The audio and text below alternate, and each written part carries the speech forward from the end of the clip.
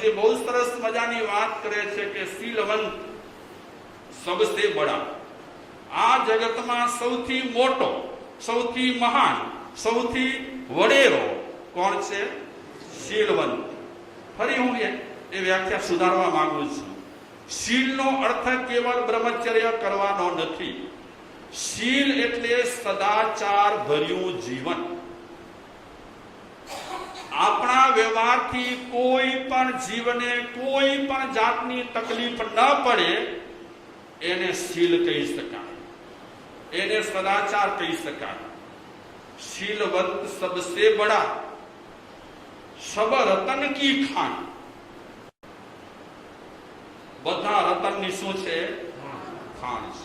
હવે સોનું નથી મળતું તો ક્યાં રતન તરફ જઈએ? હા, સોનું નથી મળતું, ચાંદી નથી મળતી તો રતન તરફ ક્યાં જઈએ? કબીર કહે છે કે એ તો રતનની ખાણ છે. અને ખાણ રતનની કઈ બધાને મળે? આ ડાયમંડ વાળા બેઠા છે, ડાયમંડની ખાણ કઈ બધાને મળે? હા, આ તો જેના પુણ્ય રહેલા હોય, નસીબ રહેલા હોય, ભાગ્ય ચકચકિત રહેલા હોય તેને રતનની ખાણ મળે. બાકી આપણને બધાને શેની ખાણ મળે? બોલવાનું નહીં. શીલવંત એ મોટો છે જગતમાં અને એ રતનની ખાણ રહેલી છે. તીન લોક કી સંપદા, ત્રણેય લોકની સંપત્તિ રહી શીલ કે આન. કોના શરણે છે? ત્રણેય લોકની સંપત્તિ શીલવાનના શરણે છે. આવો શીલનો મહિમા બતાવ્યો. મનુષ્ય અવતાર મળ્યો હશે એટલે આપણામાં થોડી સમજ હોય, કોઈકનામાં વધારે હોય. આ સમજ થોડી કે વધારે આવ્યા પછી આપણે પેલું કામ કયું કરીએ કે મારા નિમિત્તે કોઈ પણ જીવને કોઈ પણ વ્યવહાર કરતા જરા માત્ર પણ શું ન થવું જોઈએ? દુઃખ ન થવું જોઈએ. એક તો માની લીધું આપણે કે અહિંસાનું પાલન આવી રીતે થાય.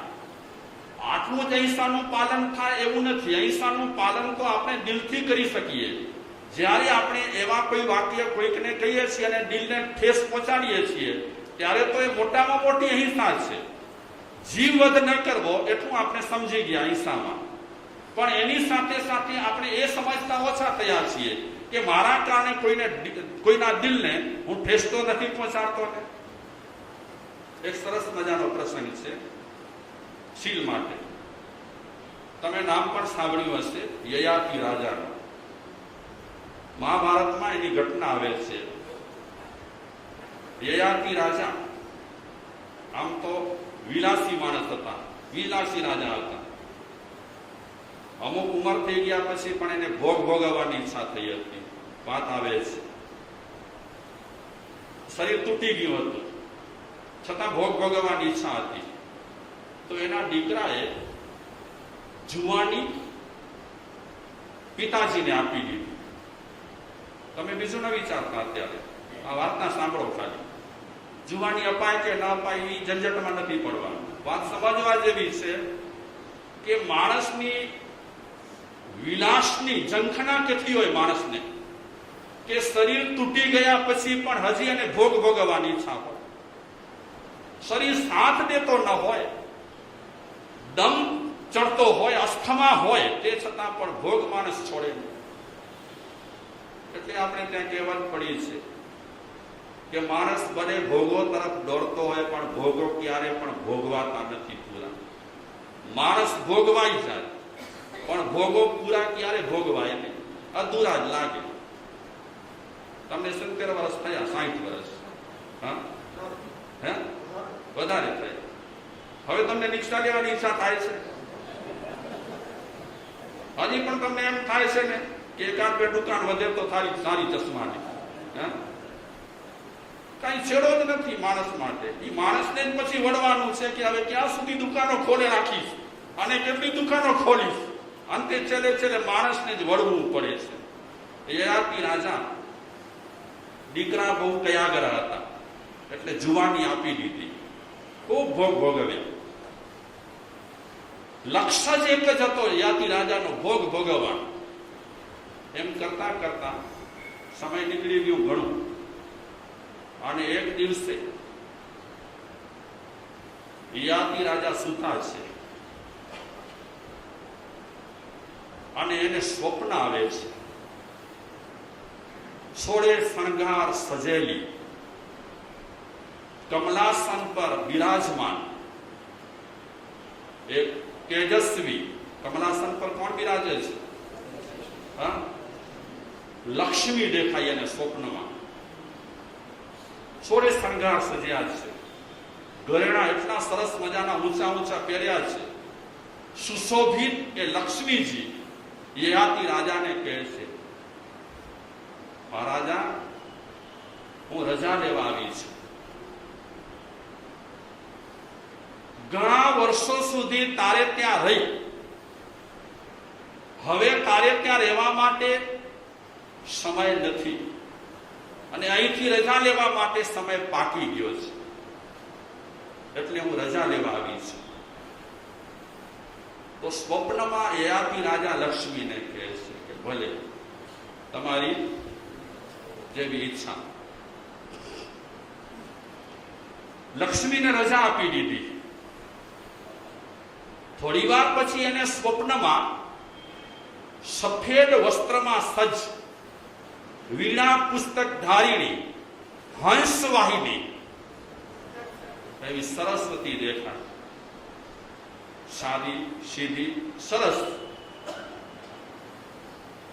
સરસ્વતી યયાતિ રાજાને કહે છે, મહારાજા, ઘણા વર્ષો સુધી તમારી પાસે હું રહી, હવે તમારો સમય પૂરો થઈ ગયો છે, એટલે હું રજા લેવા આવી છું. યયાતિ રાજા વિચારે છે, લક્ષ્મી રજા લેવા આવી અને સરસ્વતી પણ રજા લેવા આવી, બોલી શકાય તેમ છે નહીં. એટલે યયાતિ રાજાએ કીધું, જેવી માતાજી આપની ઈચ્છા. આપણા પુણ્ય હોય ને ત્યારે આવા સારા સારા તત્વોને આપણે રોકીએ નહીં ને તો પણ રોકાય. અને પુણ્ય જ્યારે પરવારી જાય, આપણા પુણ્ય જ્યારે તૂટી જાય, ત્યારે આવા તત્વોને આપણે રોકવા માટે પ્રયાસ કરીએ ને તો પણ રોકાય નહીં. કારણ કે આપણી આસપાસ જે કાંઈ સારું બનતું હોય એમાં સાથ સહકાર આપણા પુણ્ય જ છે. પુણ્ય પરવારી જાય એટલે બધું તૂટી જાય. અને પુણ્ય ક્યારે કોના કઈ સમય તૂટે કાંઈ ખબર ન પડે. હમણાં તાજા હું પ્રસંગ આપું. લેટેસ્ટ બંગલામાં રહેનાર વ્યક્તિ અને છૂટે હાથે સરસ મજાની ભોગ સામગ્રી વાપરનાર વ્યક્તિ, ગામનું નામ નહીં લઉં, વ્યક્તિનું નામ લઈ લઉં. આજે અમે એ વ્યક્તિને જોઈએ છીએ. બંગલા વેચવા પડ્યા, વખારો દુકાનો વેચવી પડી, ભાઈઓમાં ભાગલા થયા. આજે બિચારાની પરિસ્થિતિ બહુ જ કફોડી છે. ખાવા ભેગા નથી. થોડા દિવસ પહેલા કે થોડા મહિનાઓ કે થોડા વર્ષો પહેલા અમે જેના ઘરે ઉતર્યા હતા, આજે એના ઘરની આવી હાલત જોઈ દયા આવે આપણને કે જુઓ. બીજો થોડા દિવસ પહેલા એક પ્રસંગ બન્યો. માણસ છે ને વધુ કમાવા જાય ત્યારે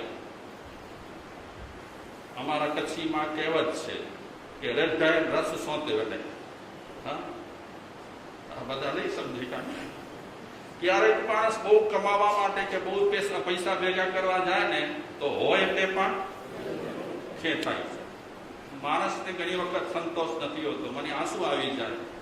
4 દિવસ પહેલાની ઘટના મેં સાંભળી કે કંપની તૂટવાને આરે છે. એ ભાઈ, એ કંપની વાળા બધા ટેન્શનમાં છે કે મારે સાહેબ શું થશે કાંઈ ખબર નથી પડતી. હવે એમને સાધુ સંતો શું કરી શકે બીજું કરીને આશ્વાસન આપે. અને બિચારા ઘણા દુખિયા લોકો સાધુ સંતો પાસે આવે, હૈયા વરાટ ઠલવે, તો સાધુ સંતોની ફરજ છે કે 2 શબ્દ આપી, 2 શબ્દ કહી અને હિંમતમાં એમને રાખવાના. પણ જોઈ લો, એવા પ્રસંગો બને છે કે સારી સારી કંપનીઓ તૂટે છે અને માણસો બિચારા દૂર ચાલતા થઈ જાય છે. આમ જોવા જઈએ ને તો સમયસર વ્યક્તિએ પુણ્યનો સદુપયોગ કરી લેવા જેવો છે.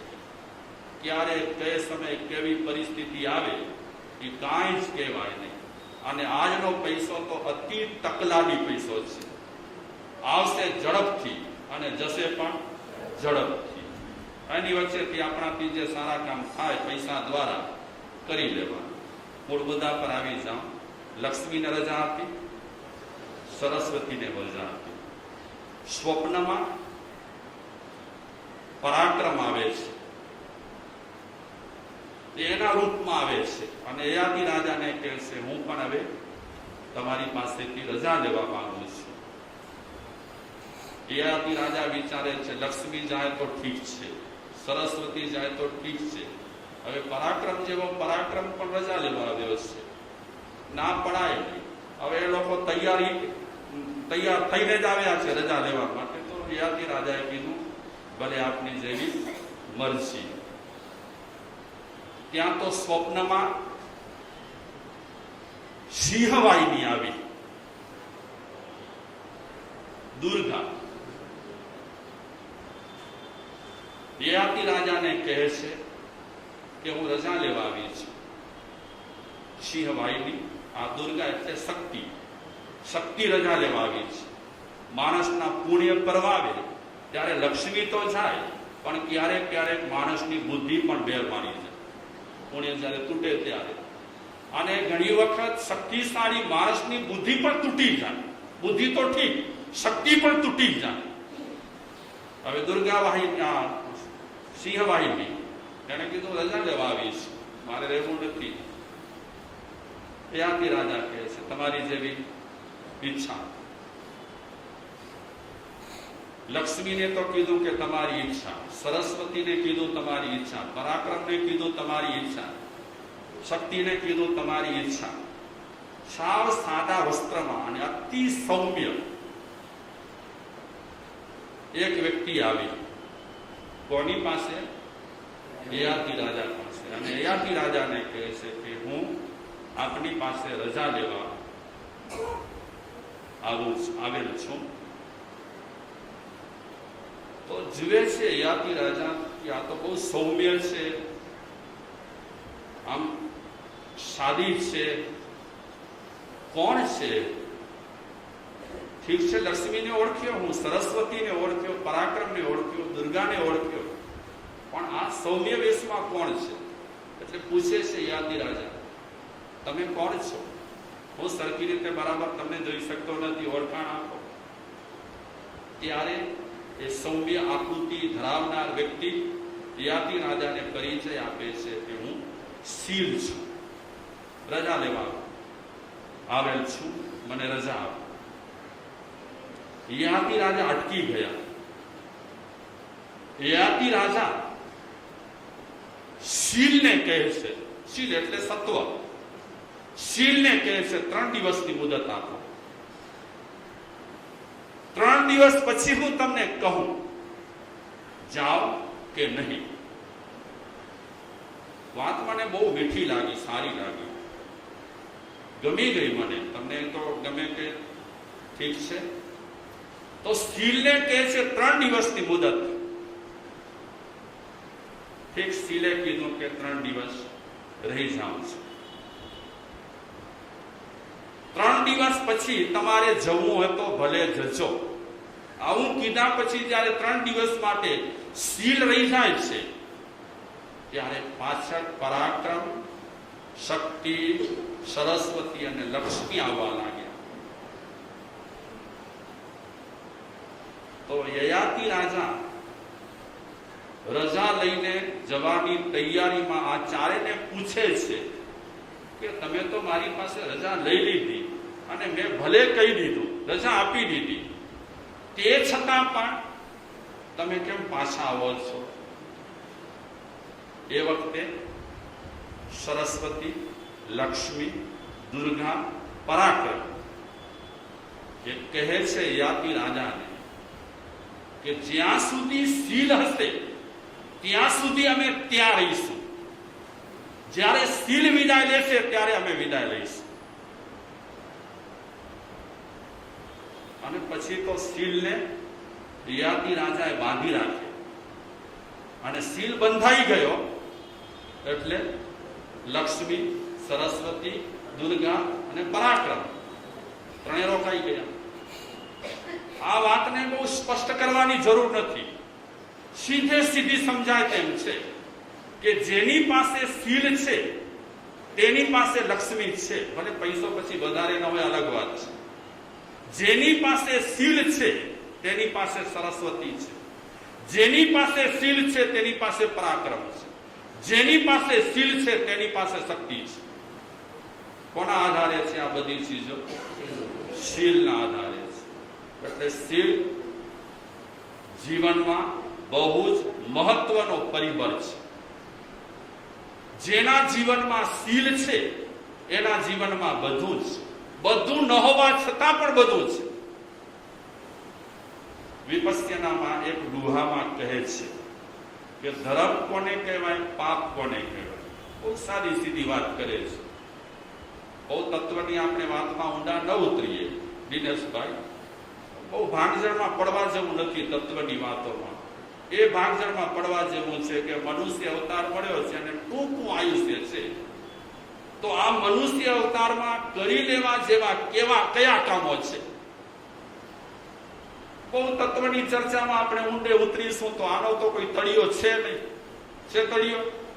આપણો તળિયો છે પણ તત્વનો તળિયો નથી. અને ક્યાંક બહુ ઊંડા ઉતરી જશું તો ન કરવા જેવું હશે કઈ ઘણું વિચારીશું, કરવા જશું હશે કરી જશું. અને કેવળ તત્વની કોરી વાતોથી પણ કઈ ફાયદા તો થવાના નથી. કોરી હું આત્માની વાતો કરું અને કોરી હું પરમાત્માની વાતો કરું તો ફાયદા કેટલા? જેટલા પગ ભરીશું અને જેટલા આપણા ચરણ ચાલશે એટલા આપણને ફાયદા છે. બાકી તો ચર્ચાનો તો કઈ અંત છે? કોઈ પણ આપણે સબ્જેક્ટ લઈએ એનો કોઈ અંત જ નથી. અને સબ્જેક્ટ પર આપણે વધુ સમય બગાડીએ અને આપણા માટે આપણે કઈ ન કરી શકતા હોઈએ તો મતલબ શું ચર્ચા કરવાનો? બરાબર ને? ટૂંકી જિંદગી છે, સરસ મજાનું આપણને આયુષ્ય મળ્યું છે મનુષ્યનું, તો એમાંથી આપણે તારવીને સારો માલ લઈ લેવાનો. બાકી બધું જ્ઞાની પુરુષોને આપી દેવાનું કે બાપા તમારો માલ તમે સંભાળો. અમારી એટલી ત્રેવડ નથી, અમારી એટલી તાકાત પણ નથી કે તમારા માલને અમે સંભાળી શકીએ. તો વિપસ્યનાના એક દુહામાં કહે છે ધર્મ અને પાપની ટૂંકી વ્યાખ્યા: સદાચાર ही धर्म है, दुराचार ही पाप, पर सेवा ही धर्म है, पर पीड़न ही पाप. સદાચારી ભર્યું જીવન એ ધર્મ છે અને દુરાચારી ભર્યું જીવન એ પાપ છે. બીજાની સેવા કરવી એ પુણ્ય છે અને બીજાને પીડા પહોંચાડવી એ પાપ છે. આ સાદો સીધો ધર્મ, અધર્મ, પાપ અને પુણ્યનો શું કહેવાય? માપ. તો સીલ વિશે આજે આપણે ચર્ચા કરી. આમ તો આપણો વિષય ચાલે છે માનવતાના મોતી પર માર્ગાનુસારીના બોર્ડ, અને એ બોર્ડમાં પણ જે વાતો કહેવાયેલી છે સીલને સાબુત રાખવા માટે કહેવાયેલી છે. નિંદિત તમે કામોનો ત્યાગ કરો, આવું કહેવાનું કારણ શું? અગર આપણો સીલ હશે તો આપણે નિંદિત કામો નહીં કરીએ. સીલને આપણને સાબુત રાખવો હશે તો નિંદિત કામોનો શું કરવો પડશે? ત્યાગ કરવો પડશે.